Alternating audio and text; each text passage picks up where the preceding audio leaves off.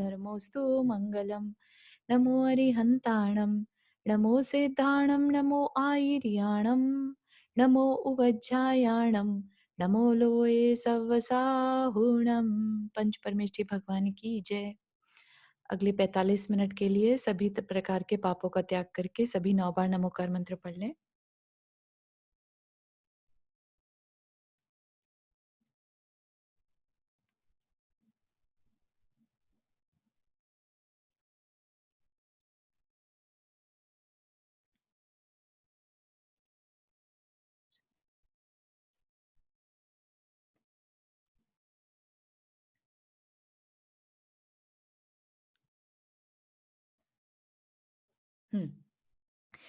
तो हम सभी देख रहे थे चंद्र प्रभु भगवान का पुराण, और उसमें अभी तक हमने 6 देख लिए भव उनके। पिछले 7 भवों का वर्णन था। 7वां भव जो कि अब तीर्थंकर पर्याय में तीर्थंकर की रूप में उनका जन्म होने वाला है, तब वो हम देखेंगे।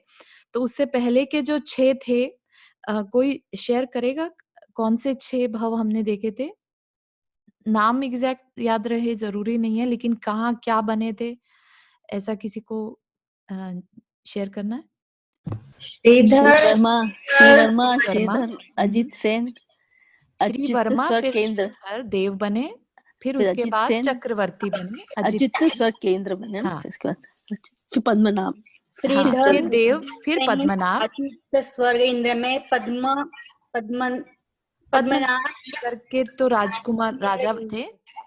और फिर वैजयंत विमान में 33 सागर का अहमेंद्र, अहमेंद्र, हाँ। है ना। अभी जो हमने पिछला पढ़ा था उसमें अहमेंद्र हुआ। ठीक है, अब उसके बाद देखते हैं क्या होगा। तदनंतर जब उसकी आयु 6 माह की बाकी रह गई, है ना, पहले भी बताया था कि जब कोई देव की आयु 6 माह की रह जाती है तो उनके गले में एक माला रहती है, फूलों की कह लीजिए, या एक माला है जो मुरझा जाती है। ठीक है, जिससे उनको पता चल जाता है अब इनकी आयु 6 माह की बची है। तो ऐसे ही उनको भी पता चल गया था, और इंद्र को भी पता चल जाता है, स्पेशली जब तीर्थंकर का जन्म होने वाला हो तो उनका आसन कंपायमान हो जाता है 6 माह पहले ही। तदनंतर जब उसकी आयु 6 माह की बाकी रह गई, तब इस जम्बूद्वीप के भरत क्षेत्र में एक चंद्रपुर नाम का नगर था। उसमें इक्ष्वाकु वंशी काश्यप गोत्री तथा आश्चर्यकारी वैभव को धारण करने वाला महासेन नाम का राजा राज्य करता था।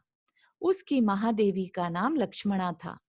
लक्ष्मणा ने अपने घर के आंगन में देवों के द्वारा बरसाई हुई रत्नों की धारा प्राप्त की थी। तो जब तीर्थंकर बालक का जन्म होने वाला है, गर्भ में आने से पहले ही 6 माह पहले रत्नों की बारिश कुबेर करता है इंद्र के कहने से। ठीक है, श्री री आदि देवियां सदा उसे घेरे रहती थी। तो माता की सेवा करने के लिए इन देवियों को इंद्र भेजता है कि तुम्हें माता की सेवा करनी है। तो जब तक बालक हो नहीं जाता, वो हर समय माता के साथ ही रहती हैं। देवोपनीत वस्त्र, माला, लेप तथा शैया आदि सुखों का समुचित उपभोग करने वाली रानी ने चैत्र कृष्ण पंचमी के दिन पिछली रात्रि में 16 स्वप्न देखकर संतोष लाभ किया।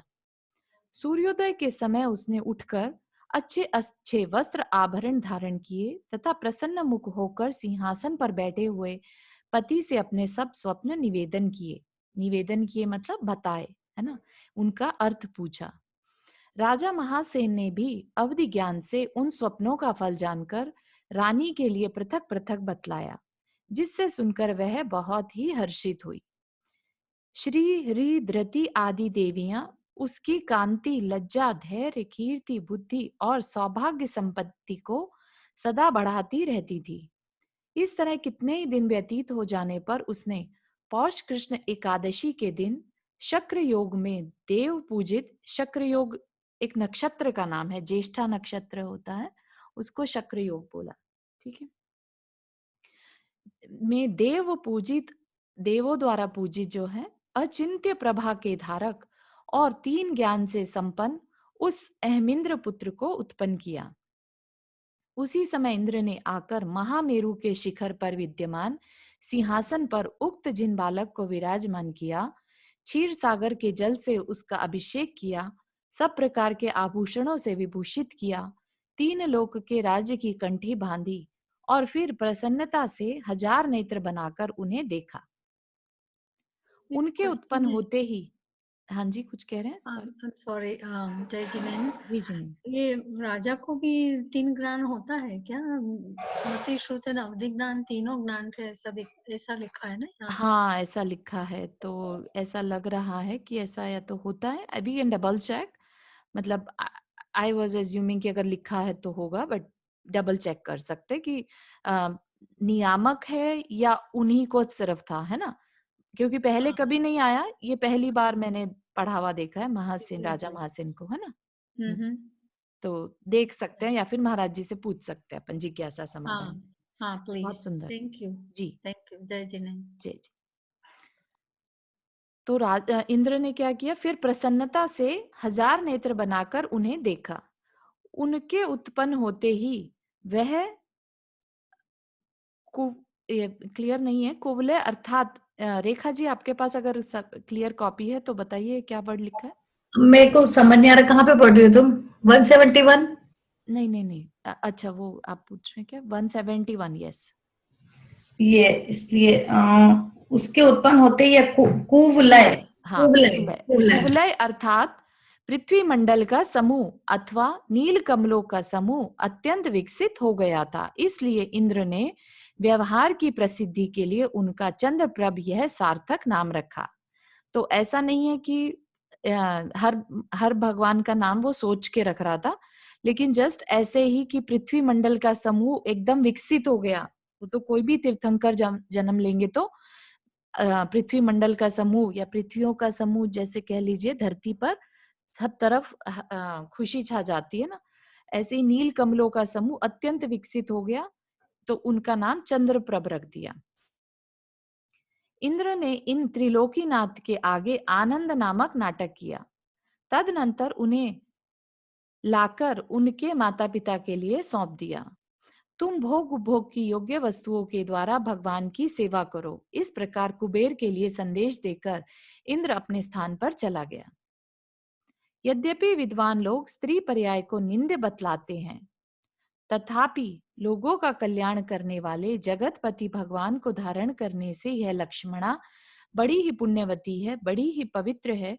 इस तरह देव लोग उसकी स्तुति कर महान फल को प्राप्त हुए थे तथा इस प्रकार की स्त्री पर्याय श्रेष्ठ है, ऐसा देवियों ने भी स्वीकृत किया था। तो यहाँ पर जो स्त्री पर्याय की निंदा स्त्री पर्याय की निंदा कब करते हैं? जब स्त्री पर्याय जो है वो आपको सही मार्ग पर ना ले जाकर भटकाने वाली हो, तब उसकी निंदा है। लेकिन अगर आरिका माता है कोई, तो क्या उसकी निंदा होगी? वो भी तो स्त्री है, राइट? तो इसलिए स्त्री पर्याय से यहाँ पर मतलब ये नहीं है कि कोई हर एक स्त्री के बारे में है। ऐसी स्त्री जो गलत मार्ग पर लेके जाए या फिर कल्याण के मार्ग में बाधा क्रिएट करे, ठीक है? या अपना भी खुद का कल्याण ना कर पाए, क्योंकि स्त्रियों में अपेक्षाकृत ज्यादा गुस्सा या ज्यादा ईर्ष्या की भावना बाय बर्थ रहती है, जैसे जनरल, है ना? भगवान सुपार्श्वनाथ के मोक्ष जाने के बाद जब 900 करोड़ सागर का अंतर बीत चुका था, तब चंद्रप्रभ उत्पन्न हुए थे। उनकी आयु भी इसी अंतर में सम्मिलित थी। 10 लाख पूर्व की उनकी आयु थी। 150 धनुष ऊंचा शरीर था। द्वितीया के चंद्रमा की तरह वे बढ़ रहे थे तथा समस्त संसार उनकी स्तुति करता था। हे स्वामी, आप इधर आइए। इस प्रकार कुतूहलवश कोई देवी उन्हें बुलाती थी। वे उसके फैलाए हुए हाथों पर कमलों के समान अपनी हथेलियां रख देते थे। उस समय कारण के बिना ही प्रकट हुई मंद मुस्कान से उनका मुख कमल बहुत ही सुंदर दिखता था।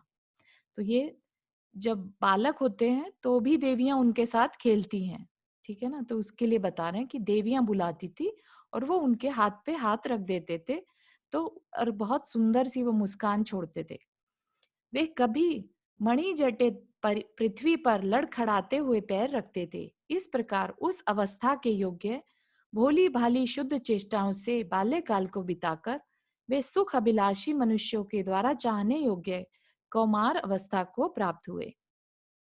उस समय वहां के लोगों में कौतुकवश इस प्रकार की बातचीत होती थी कि हम ऐसा समझते हैं कि विधाता ने इनका शरीर अमृत से ही बनाया है।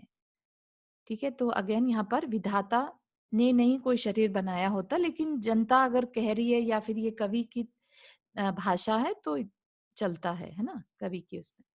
उनकी द्रव्यलेश्या अर्थात शरीर, द्रव्यलेश्या क्या है? शरीर का रंग कैसा था? शरीर की कांति पूर्ण चंद्रमा की कांति को जीतकर ऐसी सुशोभित हो रही थी मानो बाह्य वस्तुओं को देखने के लिए अधिक होने से भावलेश्या ही बाहर निकल आई हो। भावलेश्या होती है उनके भावों का रंग, उनके अंदर जो भाव चल रहे हैं, परिणाम है उनका रंग, और द्रव्यलेश्या है उनके शरीर का रंग। तो क्या कह रहे हैं कि उनके परिणाम इतने निर्मल थे, इतनी ज्यादा निर्मलता थी कि वो निर्मलता बाहर में जैसे उनके शरीर में आ गई हो, और वो शरीर से भी सबको एकदम शांत और शुक्ल रंग के दिखाई देने लगे। भावार्थ, उनका शरीर शुक्ल था और भाव भी शुक्ल यानी उज्जवल थे। उनके यश और लेश्या से ज्योतिषी देवों की कांति छिप गई थी। ज्योतिष देव में कौन कौन होते हैं? सूर्य, चंद्र और तारागण, है ना। तो उनकी कांति छिप गई थी, मतलब इनका जो शरीर की लेश्या कह लीजिए, रंग कह लीजिए, वो उतना श्रेष्ठ था, सुंदर था कि उससे ज्योतिष देवों की कांति छिप गई। इसलिए भोग भोग भूमि लौट आई है, यह समझकर लोग संतुष्ट होने लगे थे। भोग भूमि का समय कब खत्म हुआ था? जब ऋषभ देव का जन्म होने वाला था, है ना, उस समय भोग भूमि व्यवस्था खत्म हो गई थी। भोग भूमि में क्या रहता है? नॉर्मली ज्योतिषांग देव, कल्प वृक्ष रहते हैं, ठीक है ना। तो वहां पर रोशनी चांद तारों से नहीं होती। जब भोग भूमि होती है तब जो रोशनी है वो ज्योतिषांग नाम के देव कल्प वृक्ष होते हैं, उनसे रोशनी होती है। और जैसे जैसे उनकी शक्ति कम होती चली गई तो फिर चांद तारे नजर आने लगते हैं, ठीक है। तो इसलिए बोल रहे हैं कि भोग भूमि लौट आई है, क्योंकि उनकी कांति इतनी तेज थी। ये बाल्य अवस्था से ही अमृत का भोजन करते हैं, अतः इनके शरीर की कांति मनुष्यों से भिन्न है तथा अन्य सबकी कांति को पराजित करती है। उनके शरीर की कांति ऐसी सुशोभित होती थी मानो सूर्य और चंद्रमा की मिली हुई कांति हो। इसलिए तो उनके समीप निरंतर कमल और कुमुद दोनों ही खिले रहते थे। तो वो जहां रहते थे वहां पर कमलों को चंद्रमा, सूर्य की और कुमुद को चंद्रमा की जरूरत ही नहीं होती थी, दोनों ही खिले रहते थे। कुंद के फूलों की हंसी उड़ाने वाले उनके गुण चंद्रमा की किरणों के समान निर्मल थे। कुंद सफेद रंग के फूल कोई होते हैं, उनके नाम है कुंद। कुंद के फूलों की हंसी तो चंद्रमा की किरणों के समान निर्मल थे। इसीलिए तो वे भव्य जीवों के मन रूपी नील कमलों के समूह को विकसित करते रहते थे। लक्ष्मी इन्हीं के साथ उत्पन्न हुई थी, इसलिए वह इनकी बहन थी। लक्ष्मी चंद्रमा की बहन है, यह जो लोक में प्रसिद्धि है वह अज्ञानी लोगों ने मिथ्या कल्पना कर ली है। जिस प्रकार चंद्रमा का उदय होने पर यह लोक हर्षित हो उठता है, सुशोभित होने लगता है और निराकुल होकर बढ़ने लगता है, उसी प्रकार सब प्रकार के संताप को हरने वाले चंद्रप्रभ भगवान का जन्म होने पर यह सारा संसार हर्षित हो रहा है, सुशोभित हो रहा है और निराकुल होकर बढ़ रहा है। कारण के अनुकूल ही कार्य होता है। यदि यह लोकोक्ति सत्य है, लोकोक्ति मतलब लोक प्रसिद्ध, लोकोक्ति सत्य है तो मानना पड़ता है कि इनकी लक्ष्मी और कीर्ति इन्हीं के गुणों से निर्मल हुई थी। मतलब कि उनके गुण निर्मल थे, अतः उनमें उनसे जो लक्ष्मी और कीर्ति उत्पन्न हुई वह भी निर्मल ही थी। लक्ष्मी कहते हैं बाह्य लक्ष्मी कह लीजिए, मोक्ष लक्ष्मी, कोई भी लक्ष्मी है ना, और कीर्ति जो उनको यश कीर्ति, तो दोनों ही देवियों के भी नाम है। तो इसलिए कह रहे हैं कि उनसे जो उत्पन्न हुई वह भी निर्मल ही थी। जो बहुत भारी विभूति से संपन्न है, जो स्नान आदि मांगलिक कार्यों से सजे रहते हैं और अलंकारों से सुशोभित हैं, ऐसे अतिशय कुशल भगवान कभी कभी मनोहर वीणा बजाते थे, मृदंग आदि बाजों के साथ गाना गाते थे, कभी कुबेर के द्वारा लाए हुए आभूषण तथा वस्त्र आदि देखते थे, कभी वादी प्रतिवादियों के द्वारा उपस्थित पक्ष आदि की परीक्षा करते थे और कभी कुतूहलवश अपना दर्शन करने के लिए आए हुए भव्य जीवों को दर्शन देते थे। इस प्रकार अपना समय व्यतीत करते थे। तो बेसिकली बता रहे हैं कैसे उनकी युवावस्था बीत रही थी। जब भगवान कुमार अवस्था में ही थे, तभी धर्म आदि गुणों की वृद्धि हो गई थी और पाप आदि का क्षय हो गया था। फिर संयम धारण करने पर तो क्या कहना ही क्या है। संयम धारण करने से मतलब क्या, यहाँ पर दीक्षा लेना। इस प्रकार 2,50,000 पूर्व व्यतीत होने पर उन्हें राज्याभिषेक प्राप्त हुआ था और उससे वे बहुत ही हर्षित और सुंदर जान पड़ते थे। वे अपनी हथेली प्रमाण मंडल की राहु से रक्षा नहीं कर सकता, ऐसे सूर्य का तेज किस काम का। ऐसा बोलते हैं ना, राहु जो है वो सूर्य को ग्रस्त कर देता है, मतलब सूर्य में ग्रहण लगा देता है। तो ऐसे सूर्य का तेज किस काम का जिसको राहु ग्रस्त कर सके। तेज तो इन भगवान चंद्रप्रभ का था, जो कि 3 लोक की रक्षा करते थे, जिनके जन्म के पहले ही इंद्र आदि देव किंकरता स्वीकार कर लेते हैं। किंकरता मतलब दासता, उनको उनकी सेवा करना, है ना। किंकरता स्वीकार कर लेते हैं। ऐसे अन्य ऐश्वर्य आदि से घिरे हुए इन चंद्रप्रभ भगवान को किसकी उपमा दी जाए। वे उपमातीत थे। वे स्त्रियों के कपोल तल में अथवा हाथी दांत के टुकड़े में कामदेव से मुस्कुराता हुआ अपना मुख देखकर सुखी होते थे। जिस प्रकार कोई दानी पुरुष दान देकर सुखी होता है, उसी प्रकार श्रृंगार चेष्टाओं को करने वाले भगवान अपनी ओर देखने वाली उत्सुक स्त्रियों के लिए अपने मुख का रस समर्पण करने से सुखी होते थे। मुख में कमल की आशंका होने से जो पास ही में मंडरा रहे थे, ऐसे भ्रमरों को छोड़कर स्त्री का मुख कमल देखने में उन्हें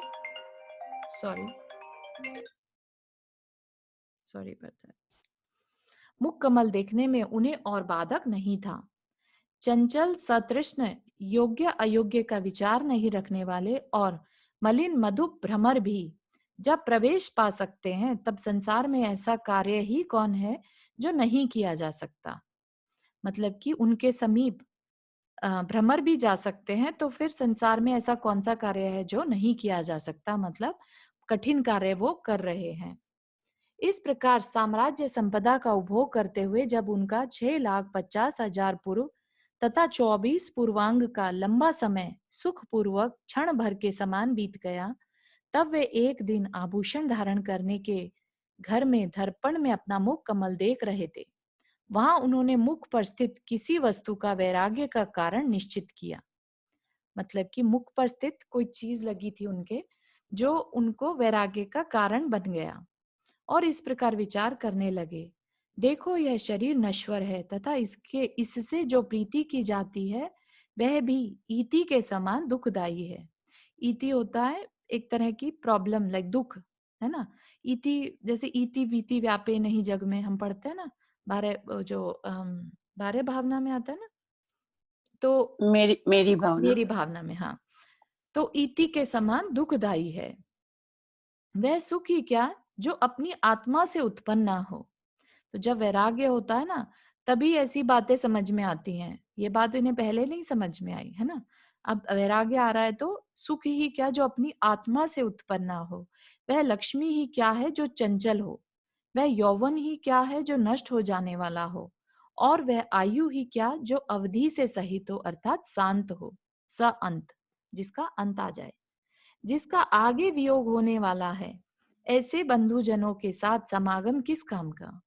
मैं वही हूँ, पदार्थ वही है, इंद्रियां भी वही हैं, प्रीति और अनुभूति भी वही है तथा प्रवृत्ति भी वही है, किंतु इस संसार की भूमि में यह सब बार बार बदलता रहता है ना। अब उन्हें नित्य अनित्य की भावना जो होती है ना, जैसे, तो वो बात फीलिंग में आ रही है।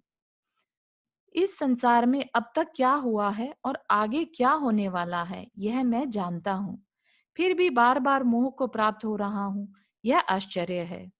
तो कितनी सही बात उन्होंने जानी कि बार बार शरीर धारण कर रहे हैं, बार बार रिश्ते बना रहे हैं, लेकिन फिर बार बार उनके छूटने का दुख भी बना रहे हैं।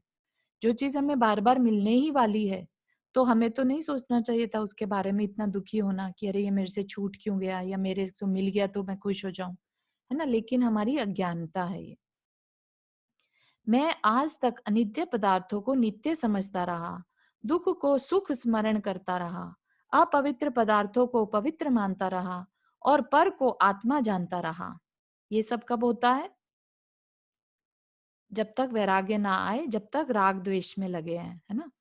इस प्रकार अज्ञान से आक्रांत हुआ यह जीव, जिसका अंत अत्यंत कठिन है, ऐसे संसार रूपी सागर में 4 प्रकार के विशाल दुख तथा भयंकर रोगों के द्वारा चिरकाल से पीड़ित हो रहा है। 4 प्रकार के विशाल दुख, जन्म मरण रूपी दुख, जन्म जरा मृत्यु, ये तो 3 दुख हैं ही। चौथा कौन सा है ये मुझे नहीं समझ में आ रहा। भय, भय, हाँ, आई थिंक। ठीक है। और भयंकर रोग, तो सारे संसार में सभी लोग इसी चीज से तो दुखी हैं, है ना। 4 प्रकार के विशाल दुख और भयंकर रोगों के द्वारा चिरकाल से पीड़ित हो रहा है।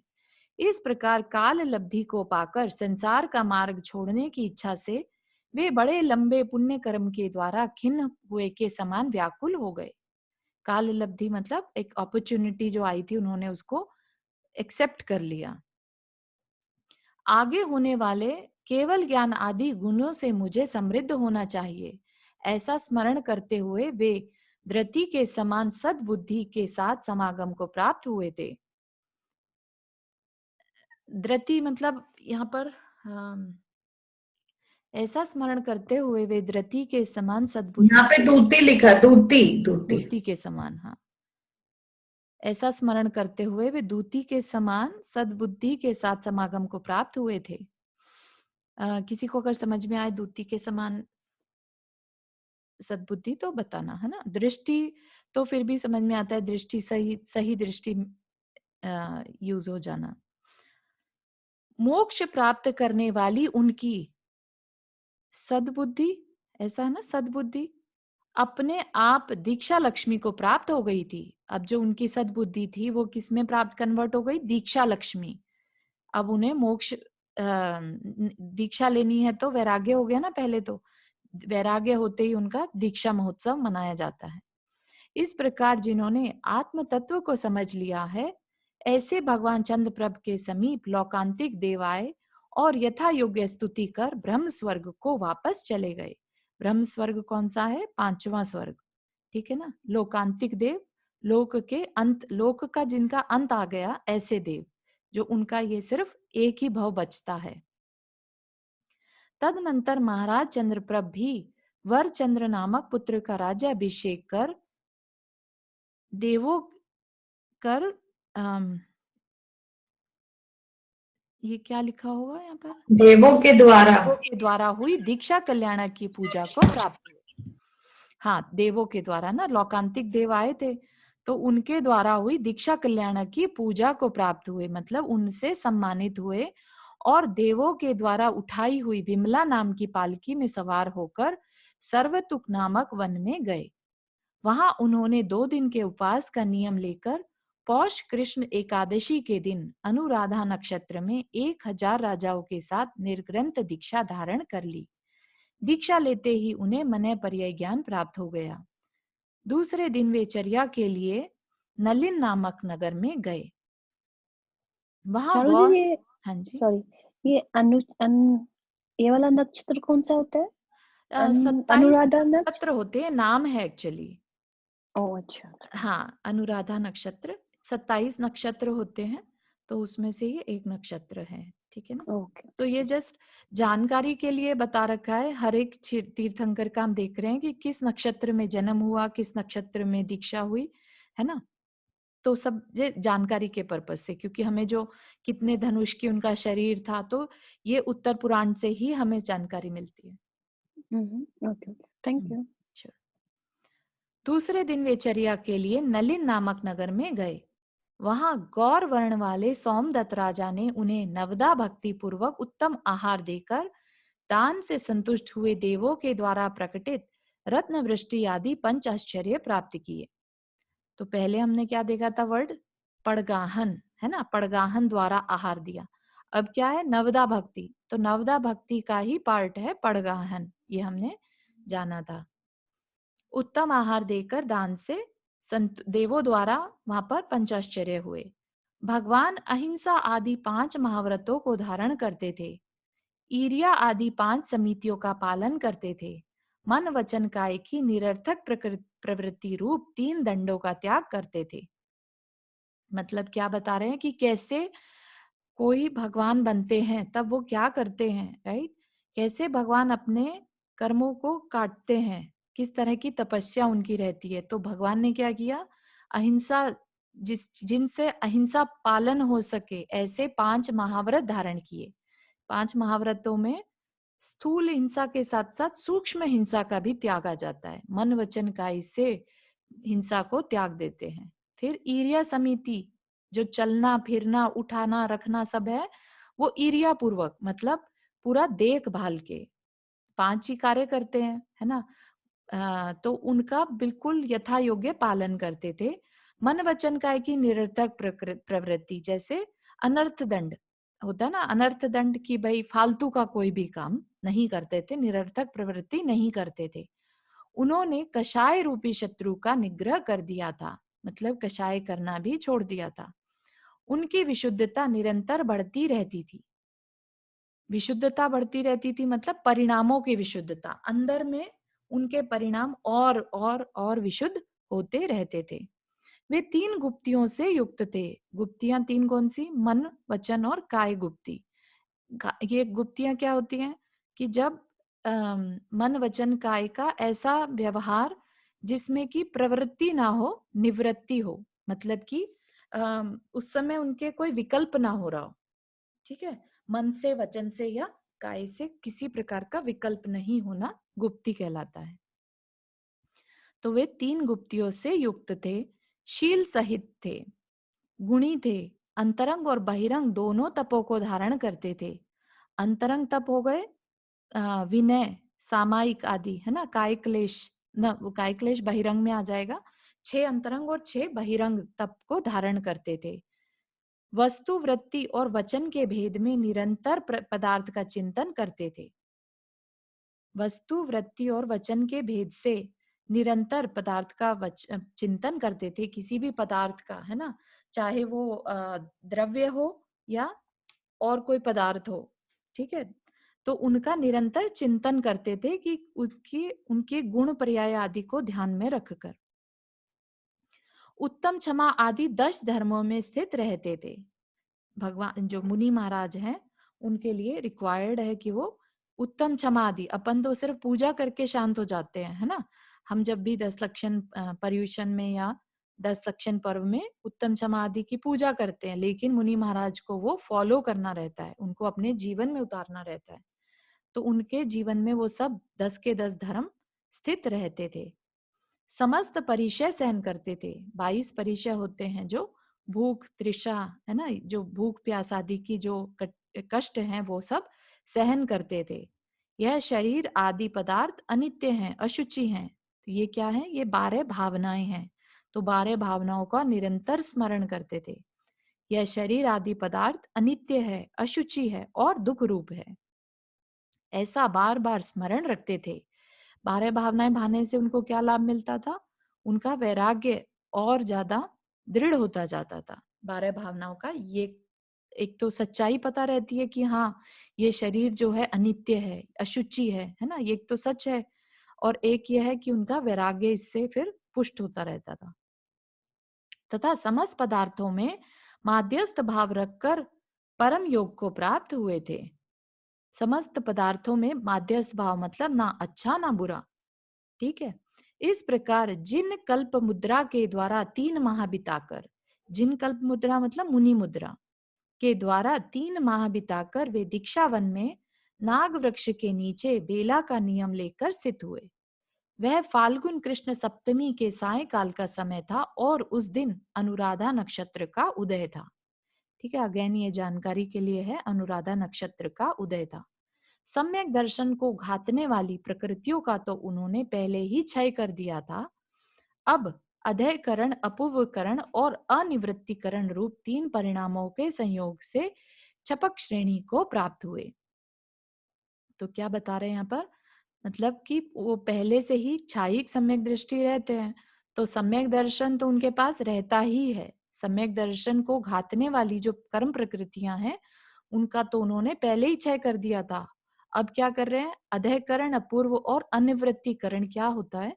ये परिणामों की एक तरह से कह लीजिए कैटेगरी है। ठीक है, विशुद्धतर विशुद्ध परिणाम होते जाएं तो ये एक प्रोसेस है और उसके द्वारा वो छपक श्रेणी को प्राप्त हुए, मतलब कि ऊपर की ओर बढ़ते चले गए। ठीक है, ऊपर की ओर उनकी जो सोल की लेवल था वो बढ़ता चला गया। वहां उनके बढ़ने को छपक श्रेणी कहते हैं। छपक श्रेणी पर आरोहित हो गए। वहां उनके द्रव्य तथा भाव दोनों ही रूप से चौथा सूक्ष्म सांप्राय चारित्र प्रकट हो गया।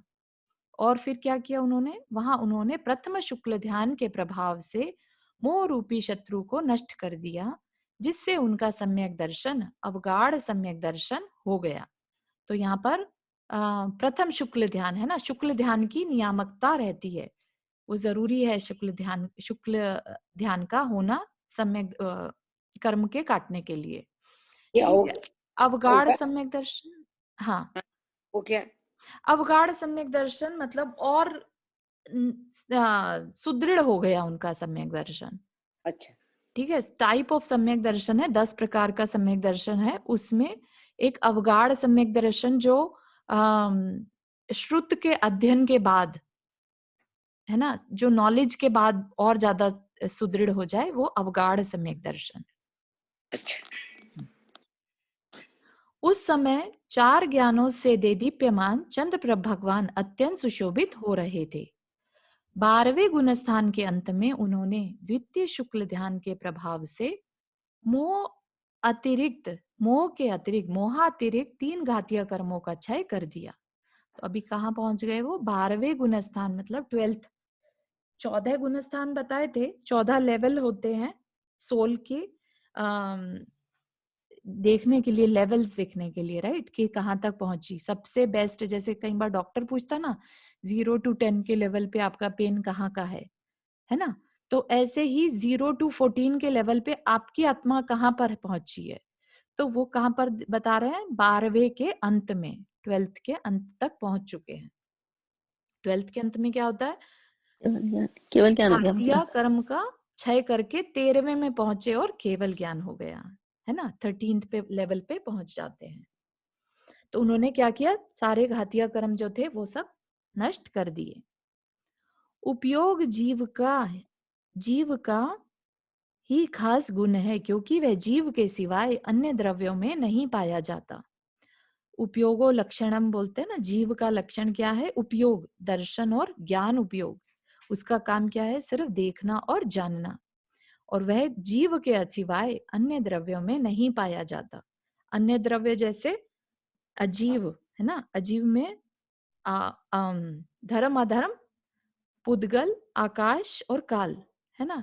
तो इन सब में जो है उपयोग गुण नहीं रहता, उपयोग गुण सिर्फ जीव में रहता है, ये उसकी खासियत है।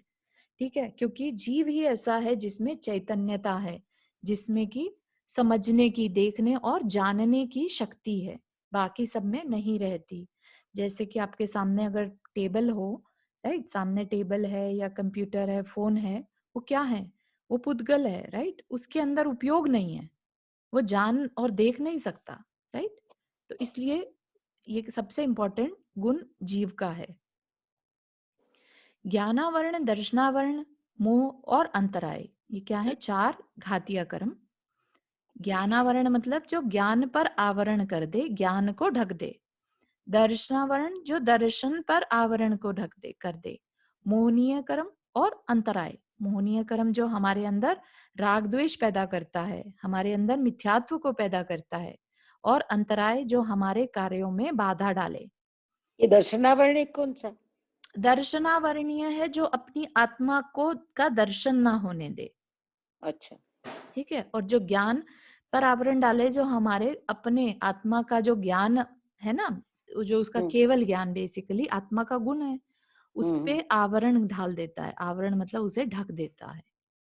ठीक है, ऐसे ही आत्मा का ही दर्शन ना होने दे, क्योंकि जो 14वें गुणस्थान 12वें के बाद जो है वो दर्शन कर सकते, अपनी आत्मा को जानते हैं वो। ठीक है ना, 13वें गुणस्थान में वो आत्मा का प्रत्यक्ष दर्शन कर सकते हैं, जबकि वो अरूपी है, लेकिन फिर भी वो देख सकते, केवली जान सकता है। क्यों? क्योंकि उनके दर्शनावर्णीय कर्म नहीं रहता।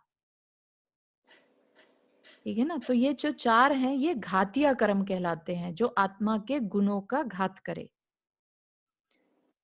तो ये अंतराय कर्म जीव के उपयोग गुण का घात करते हैं, इसलिए घातीय कहलाते हैं।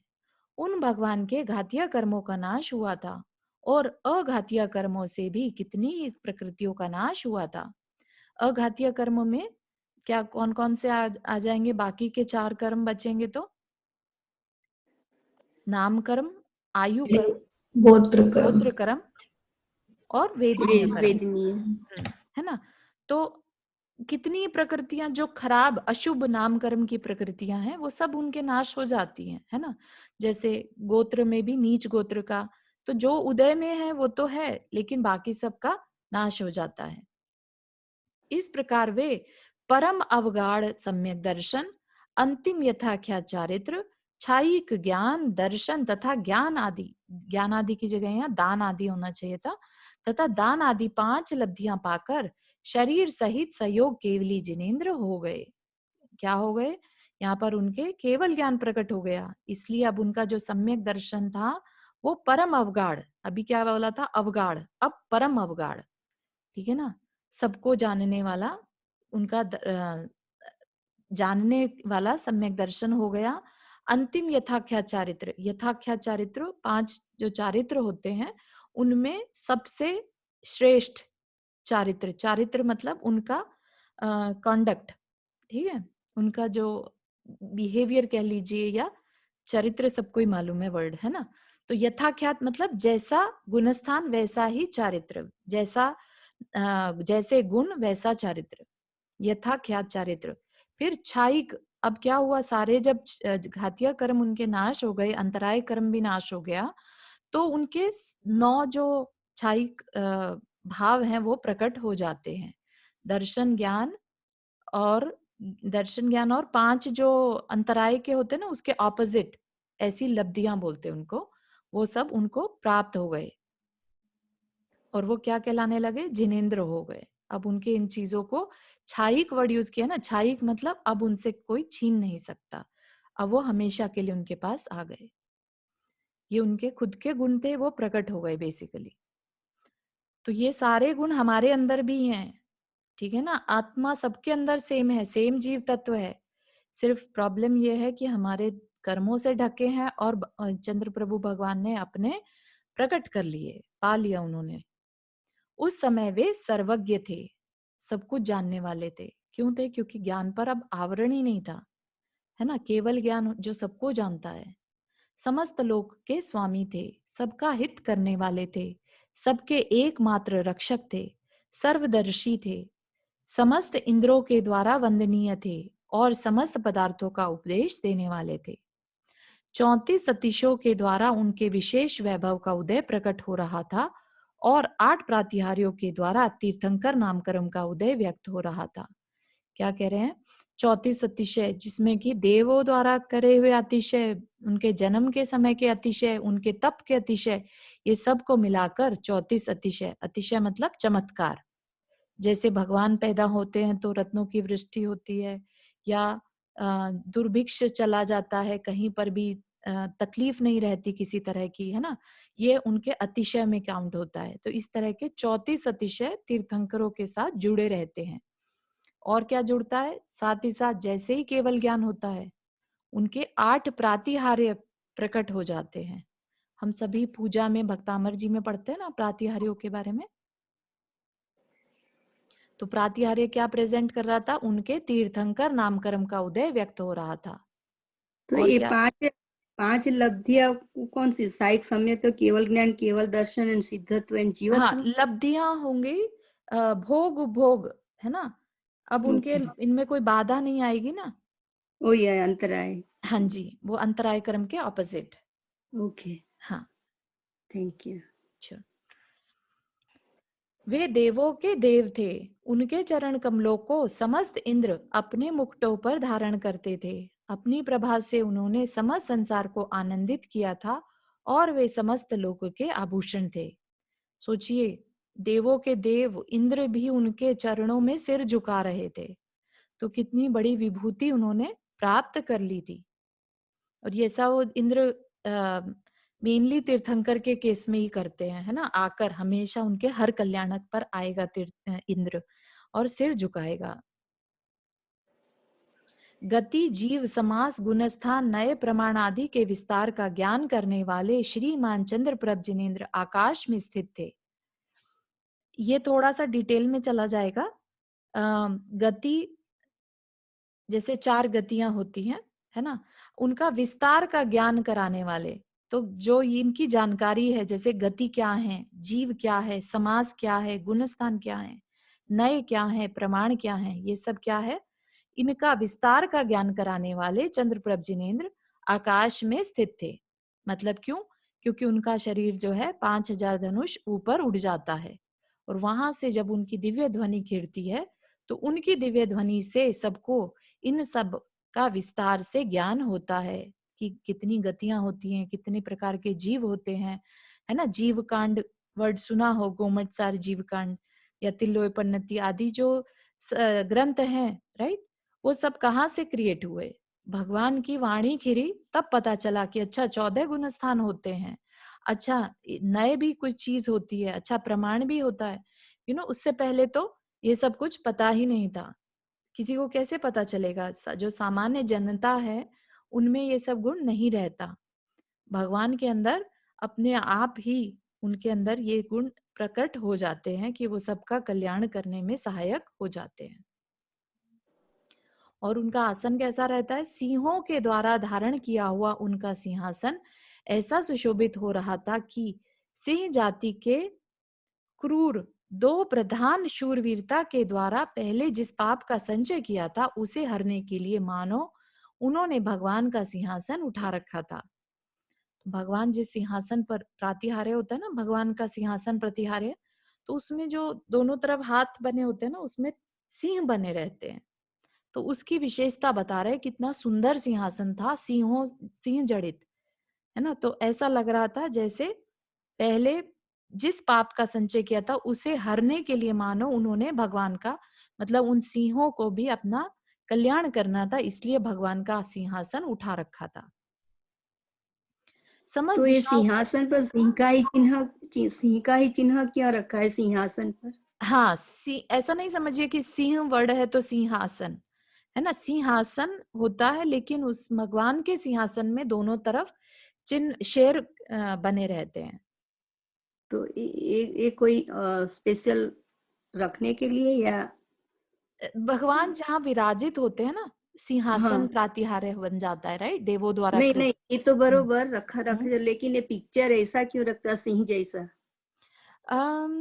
सिंह जैसा ही क्यों है? तो उसमें मणियां भी खचित रहती हैं, मणियों का समूह भी रहता है। सिंहासन जो है वो मणियों से बना होता है, और उसमें सिंहों द्वारा उठाया, जैसे उसके सिंहों के सिर पे रखा हो ऐसा। अम, हम्म, थोड़ा सा और डिटेल देख सकते हैं।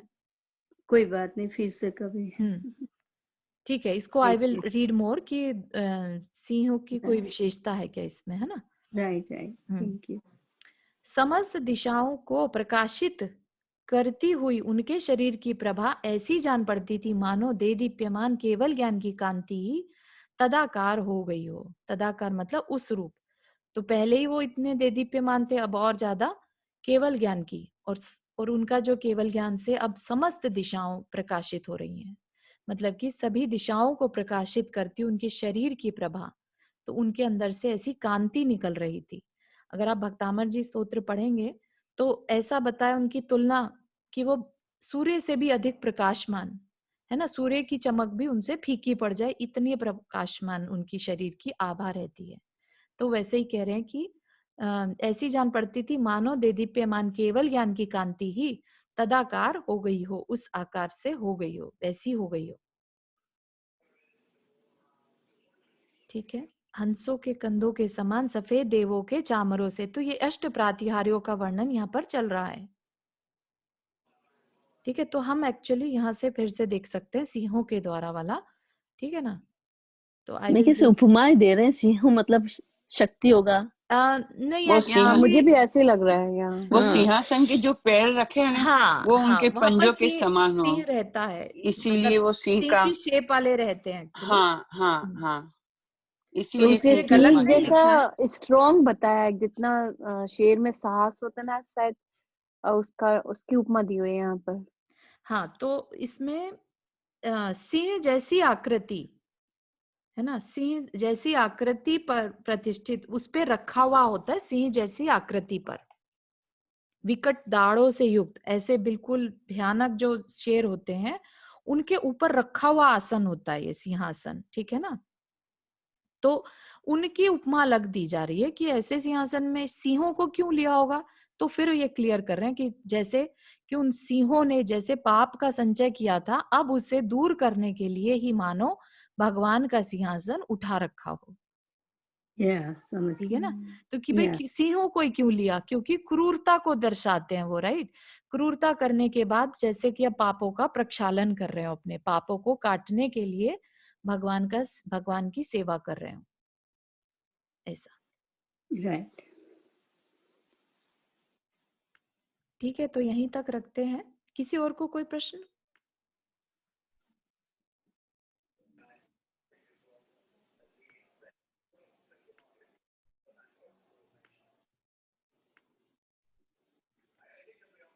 जिनवानी स्तुति। हम्म। जावाणी के ज्ञान से